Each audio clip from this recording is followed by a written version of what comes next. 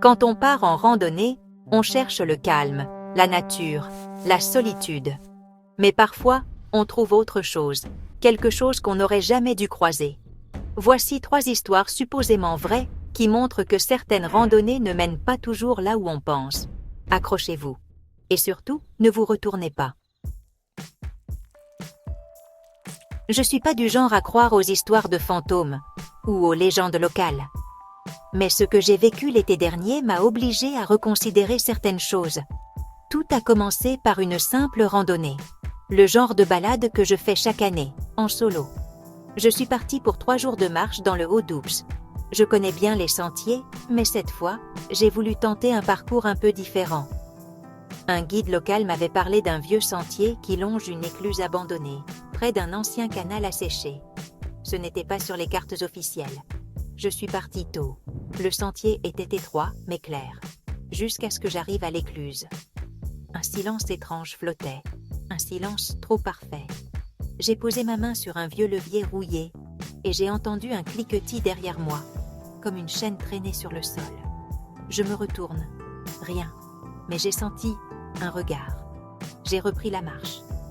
200 mètres plus loin, je l'ai vu. Un homme, debout, manteau noir, immobile. Il me regardait. Je l'ai salué. Il ne bougeait pas.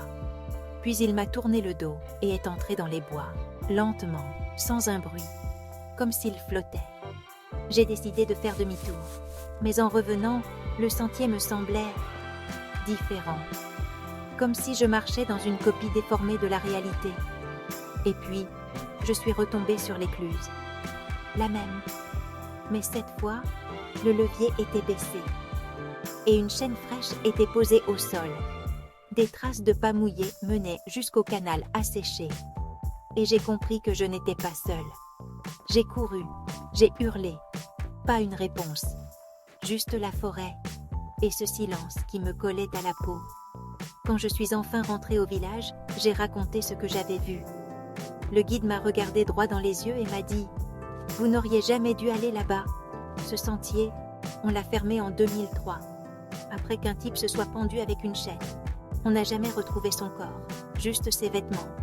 Au pied de l'écluse, je ne suis jamais retournée là-bas.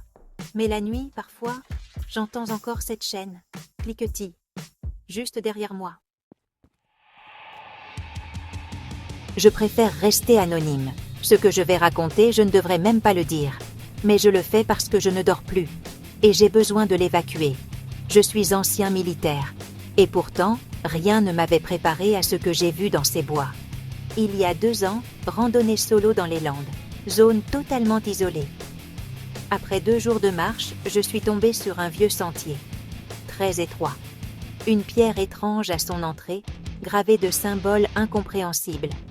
J'ai pris une photo. Écran noir. Curieux, je suis descendue. Et puis, j'ai entendu des voix, des chants, lents, graves.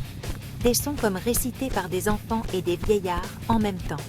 Et une odeur, de viande, de fer, de brûlé.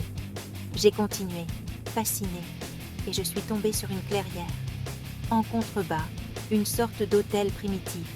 Et autour, une vingtaine d'individus, nus, peints, marqués de cicatrices. Au centre, une table et un homme attaché. Il respirait encore. Et il le mangeait vivant. J'ai figé.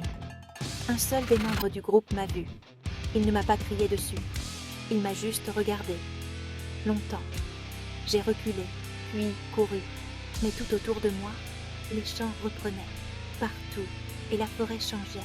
Mon GPS ne marchait plus. La boussole tournait. J'ai couru jusqu'à tomber sur une petite cabane en bois. Je me suis enfermée. Des pas se sont approchés, des dizaines. Puis, le silence. Quand j'ai rouvert les yeux, le jour était là. Mais la cabane avait disparu. À la place, juste un os humain, poli, gravé de 3 mots. Tu es des nôtres. J'ai quitté la région, vendu tout mon matériel. Mais parfois, la nuit, je retourne dans cette forêt. Et je me réveille avec le goût du sang dans la bouche. La dernière histoire m'a été racontée dans un refuge. Un homme détruit, tremblant, incapable de prononcer un seul mot sans frissonner. Lui et ses amis avaient décidé de camper dans une forêt reculée des Vosges. Un coin paumé, totalement hors réseau. La première nuit, ils ont entendu un moteur, une tronçonneuse. D'abord lointain, puis tout près, puis plus rien. Le lendemain, ils sont tombés sur une ferme abandonnée. Une vieille bâtisse en ruine, mais habitée. Ils sont entrés, à l'intérieur, des crochets, des morceaux de chair humaine pendus comme du gibier, un congélateur rempli de jambes, une table dressée avec des côtes et des visages, et au mur, des polaroïdes, une quinzaine, des morts, mutilés, et le dernier, c'était eux, pris en photo dans leur tente. La nuit précédente, ils ont couru, mais l'un d'eux est tombé, et c'est là qu'il est apparu. Un homme immense, torse nu, le visage recouvert d'un masque fait de peau humaine. Dans ses mains, une tronçonneuse. Il a hurlé, et il a scié leur ami, vivant. Ils ont fui, les pieds en sang. 2 jours de marche avant de retrouver une route. Les secours sont venus, mais la ferme avait disparu. À la place, un champ brûlé, et au centre, un trou, rempli d'os.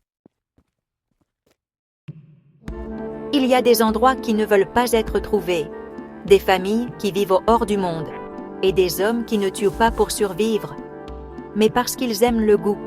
La nature a ses règles, mais certains vivent en dehors. Si vous marchez seul en forêt, et que vous entendez des pas, ne vous retournez pas. Et surtout, ne suivez jamais les sentiers sans nom.